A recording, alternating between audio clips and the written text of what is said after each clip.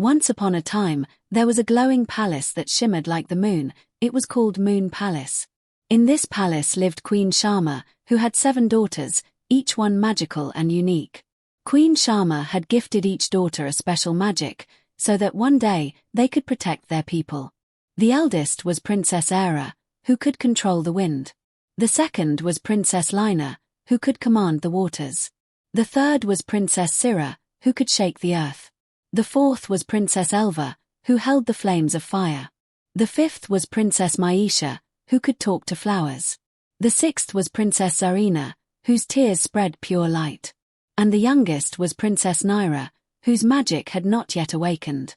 Every night, the Moon Palace glowed so brightly, it felt like the stars had descended upon the earth. New moon symbol. But then one day, from a faraway darkness came a dark sorceress, Queen Nyra. She had one goal, to steal all the light from the Moon Palace. She sent a black cloud that began draining the princess's magic. Slowly, Nyra's winds faded, Nyra's waters dried up. Fiore lost her connection to the earth, Elva's fire went out. Nyra's flowers wilted, Zarina's light disappeared into the shadows. Only Nyra was untouched, because her magic had never awakened. Queen Sharma panicked and said, "Nyra, you're the only one Nyra hasn't been able to touch." Nyra cried, "Mother, I have no magic, how can I help?" Queen Sharma held her close and whispered, "Every magic awakens in its time, maybe now is yours." Darkness fell over the Moon Palace. Nyra built her own black castle and began stealing the world's light from there. Nyra quietly went to each of her sisters' rooms and held their hands.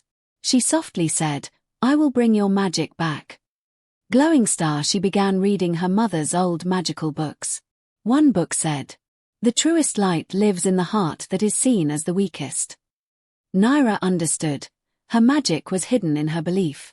She set off alone toward the dark castle to face Queen Nyra.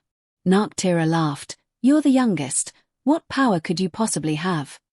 But Nyra closed her eyes and cleared her heart. A light burst forth, a white glow that came from her heart and filled the castle. Nyra screamed, "What is this? What kind of power is this?" Nyra said, "This is my light, the love of my sisters, and my mother's faith." That light burned away Nyra's darkness into ashes. Dizzy, the Moon Palace lit up again, as if old memories had returned. Nyra felt the winds again, Nyra's waters flowed once more. Fiore reconnected with the earth, Elva's fire blazed bright. Nyra's flowers bloomed, Zarina's light lit up the whole palace.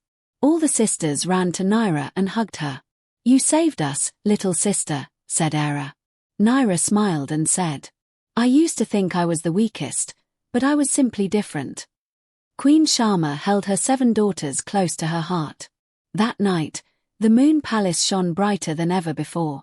Every corner was filled with sparkling colors, as if stars had returned to earth.